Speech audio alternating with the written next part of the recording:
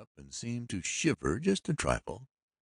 "Don't be thinking of those things, Mary," laughed Tom Swift.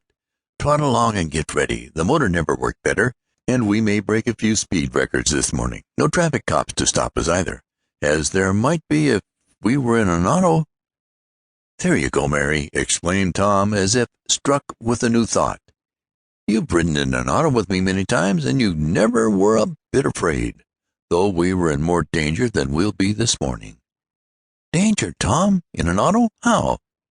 "Why, danger of a wheel collapsing as we were going full speed, or the steering knuckle breaking and sending us into a tree, danger of running into a stone wall or a ditch, danger of someone running into us, or of us running into someone else. There isn't one of these dangers on a sky ride." "No," said Mary slowly, "but there's the danger of falling." "1 against 20. That's the safety margin. And if we do fall, it will be like landing in a feather bed. There, don't wait any longer. Go and get ready."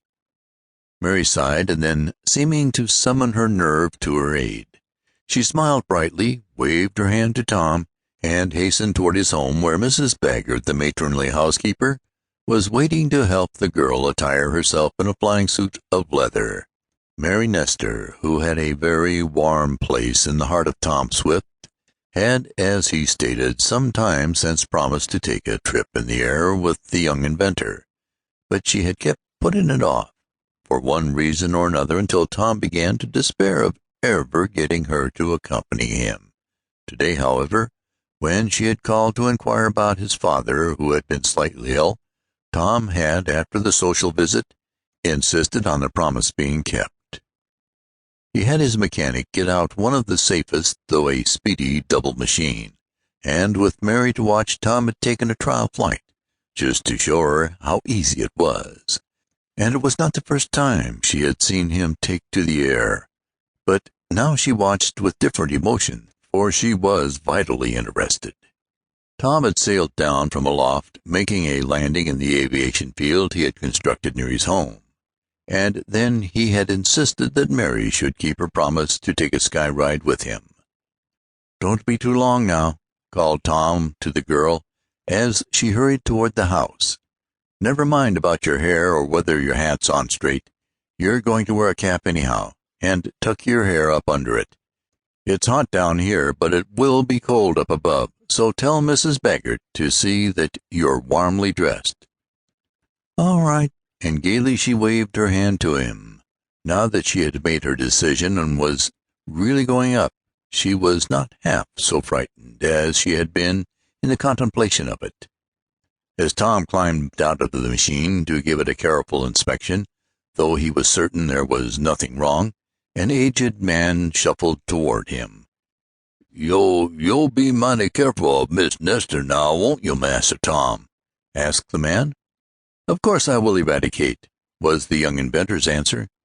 "'Cause we ain't got many like her no more, and dat de truth, Master Tom," went on the old man.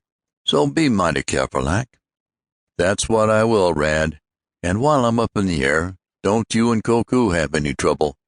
"Pooh! Trouble with dat ornery no-count giant? I guess not." And Eradicate limped off, highly indignant. Satisfied from an inspection of his machine that it was as nearly mechanically perfect as it was possible to be, Tom Swift finished his trip around it and stood near the big propeller, waiting for Mary Nestor to appear. Presently she did so, and Tom gaily waved his hand to her. "You're a picture," he cried, as he saw how particularly fetching she looked in the aviator's costume, which was like his own. Because of the danger of entanglement, Miss Nestor had doffed her skirts and wore the costume of all aviators, men and women. "Wish I had my camera," cried Tom. "You look stunning." "I hope that isn't any comment on how I'm going to feel if we have to make a forced landing, I believe you call it," she retorted. "Oh, I'll take care of that," exclaimed Tom. "Now up you go, and we'll start." He helped her to climb into the padded seat of the cockpit, behind where he was to sit. "Oh, Tom, don't be in such a hurry," expostulated Mary. "Let me get my breath."